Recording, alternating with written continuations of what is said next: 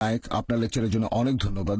আমার প্রশ্নটা হলো, আপনি বলেছেন আপনি শান্তি প্রচার করেন। আপনি ইসলাম ধর্মের শান্তির ধারণাটা খুব সুন্দরভাবে বললেন। আপনার মাইক্রোফোনের সামনেও লেখা আছে পিস, তার মানে শান্তি।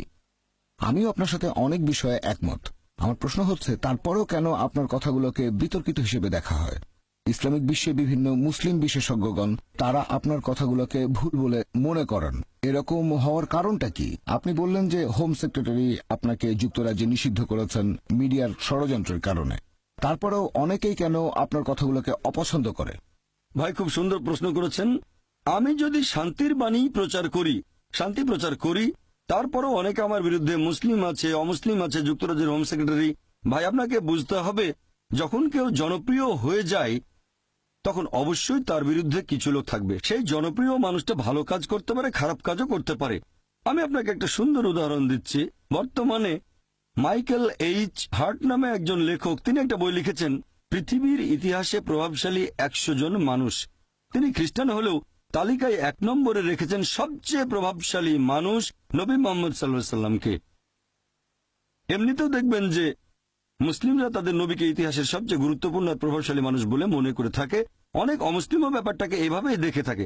তবে যদি ভালো করে দেখেন যে এই পৃথিবীতে যে মানুষটার বিরুদ্ধে সবচেয়ে বেশি বই লেখা হয়েছে তিনিও নবী মোহাম্মদ সাল্লাল্লাহু আলাইহি সাল্লাম। সেই বইটাতে তালিকায় 2 নম্বরে আছেন স্যার আইজ্যাক নিউটন। তিনি আসলে সব মানুষের কাছে সেভাবে পরিচিত নন, তিনি ছিলেন বিজ্ঞানী। সেই তালিকায় 3 নম্বরে আছেন যীশু খ্রিস্ট বা ঈসা আলাইহিস সালাম। খেয়াল করলে এটাও দেখবেন, পৃথিবীর ইতিহাসে যার বিরুদ্ধে দ্বিতীয় সর্বোচ্চ বই লেখা হয়েছে তিনি হলেন যীশু খ্রিস্ট বা ঈসা আলাইহিস সালাম। এই বইগুলো দেখে আমি কি এমন সিদ্ধান্ত নেব যে নবী মুহাম্মদ সাল্লাল্লাহু আলাইহি ওয়াসাল্লাম এবং যীশু খ্রিস্ট বা ঈসা আলাইহিস সালাম তারা ভালো মানুষ ছিলেন না? আপনাকে বুঝতে হবে, যখন কেউ জনপ্রিয় হয়ে যায় অবশ্যই তার বিরুদ্ধে কিছু লোক দাঁড়িয়ে যাবে। আর যুক্তরাজ্যের হোম ডিপার্টমেন্টের কথা অনুযায়ী 2009 সালে আমি যখন এসেছিলাম এখানে, একটা বিশ্বস্ত সূত্রে আমি জেনেছিলাম যুক্তরাজ্যের হোম ডিপার্টমেন্টের তথ্য অনুযায়ী পৃথিবীতে সবচেয়ে জনপ্রিয় ইসলামিক স্যাটেলাইট চ্যানেল হচ্ছে পিস টিভি। আর যুক্তরাজ্যের সবচেয়ে বেশি যে ইসলামিক স্যাটেলাইট চ্যানেল দেখা হয় সেটাও পিস টিভি। শুধুমাত্র মুসলিমরা যে দেখে তা নয়, অনেক অমুসলিমও পিস টিভি দেখে।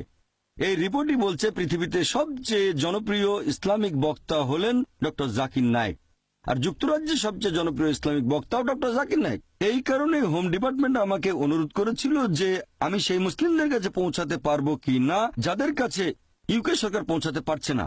তবে এখন সরকার পরিবর্তন হয়েছে আর আমার মনে হয় এটা আসলে একটা রাজনৈতিক পদক্ষেপ, কোনো আইনি পদক্ষেপ নয়।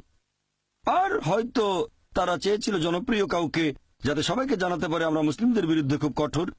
আর আমার মতামত জানতে চাইলে বলবো, আমি রাজনৈতিক নেতাদের চেয়ে বিচার বিভাগের উপর বেশি ভরসা করে থাকি।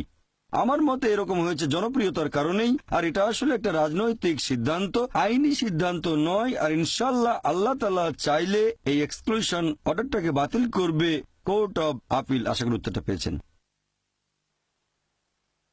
ধন্যবাদ। আমার নাম মিলিয়াস প্যালিওলাস, পেশায় একজন আইনজীবী, ঐতিহাসিক এবং ধর্ম বিশেষজ্ঞ।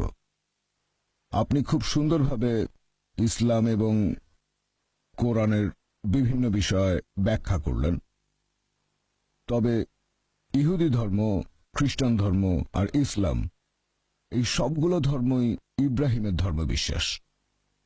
একজন ইহুদিও প্রায় একই রকম কথা বলতে পারবে।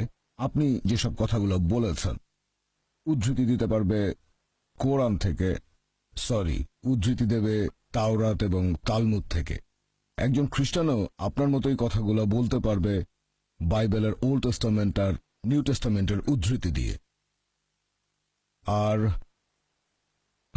আমি ঠিক জানি না যে আমরা এভাবে কথাটা বলতে পারি কিনা যে একটা ধর্ম অন্য আরেকটা ধর্মের চাইতে বেশি উন্নত আর সত্যি, আর অন্যান্য ধর্মগুলা মিথ্যা। এইভাবে বোধহয় বলতে পারি না। এটার ফলাফল কি হতে পারে? এসব কারণেই একসময় ক্রুসেড হয়েছিল। ইতিহাস বলছে। আপনি সুবিচার আর শান্তির কথা বললেন। পবিত্র বাইবেলেও এই সুবিচার আর শান্তির কথাই অনেক বেশি বলা হয়েছে, অনেক বেশিবার বলা হয়েছে, পবিত্র আত্মার চাইতে অনেক বেশি। আর খ্রিস্টান ধর্মের অনুসারীরাও অনেক শান্তিপ্রিয়। 313 খ্রিস্টাব্দে রোমান সম্রাট তাদের সমর্থন করেন। এখন আপনার কথাগুলোর সাথে ইহুদি বা খ্রিস্টান ধর্মের কথার পার্থক্যটা কি আর তার ফলাফল কি হতে পারে? ভাই খুব সুন্দর প্রশ্ন করেছেন। আমি আপনার সঙ্গে একমত।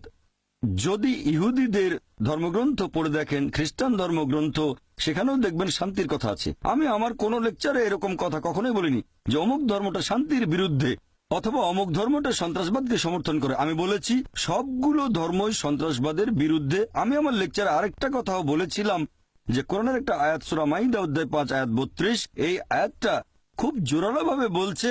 আমি অন্য কোনো ধর্মগ্রন্থে এরকম কোনো কথা দেখিনি, কারণ আমি কম্পারেটিভ রিলিজনের ছাত্র। আয়াতটা বলছে যদি আপনি একজন নিরীহ মানুষকে হত্যা করেন তাহলে আপনি যেন পুরো মানুষ জাতিকে হত্যা করলেন, আর যদি একজন নিরীহ মানুষের জীবন বাঁচান তাহলে যেন পুরো মানুষ জাতিকে বাঁচালেন। এটা মাত্র একটা আয়াত। তবে সাধারণভাবে আমি একমত যে বেশিরভাগ ধর্ম, প্রায় সবগুলোই শান্তির বাণী প্রচার করে।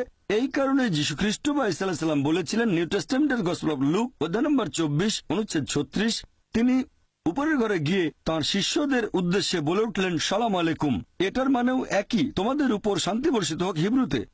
তাহলে দেখা যাচ্ছে যীশু খ্রিস্ট বা ঈসা আলাইহিস সালামও সম্ভাষণ করতে গিয়ে বললেন সালাম আলাইকুম। আর এই কথাটাকে যদি আরবি করানো হবে আসসালামু আলাইকুম, শান্তি বর্ষিত হোক।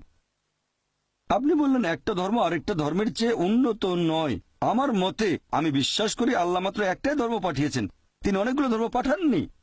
পবিত্র কোরআন বলছে যে আল্লাহ মানুষ জাতিকে বিভক্ত করেছেন বিভিন্ন গোত্রে, বিভিন্ন বর্ণে, বিভিন্ন ভাষায়, যাতে একে অন্যের সাথে পরিচিত হতে পারে, এজন্য না যাকে অন্যকে ঘৃণা করবে। একমাত্র আল্লাহ তাআলা যে ধর্মটা পাঠিয়েছেন সব নবী রাসূলগণের কাছে, হোক তিনি মুসা অথবা হোক যিশু বা ঈসা আলাইহিস সালাম, মুসা আলাইহিস সালাম, মুহাম্মদ সাল্লাল্লাহু আলাইহি সাল্লাম, সেটা হচ্ছে আল্লাহর কাছে নিজের ইচ্ছাকে সমর্পণ করা। আর আমি বিশ্বাস করি যে নবী রাসূলগণ সবাই, যেমন ধরেন আদম, নূহ, মুসা, যিশু, মুহাম্মদ, তারা সবাই শান্তিতে থাকুন। তারা সবাই একটা ধর্মই প্রচার করেছেন, এক আল্লাহকে বিশ্বাস করা আর তার ইবাদত করা, আল্লাহ তাআলার কাছে নিজের ইচ্ছাকে সম্পূর্ণভাবে সমর্পণ করা। আশা করি উত্তরটা পেয়েছেন।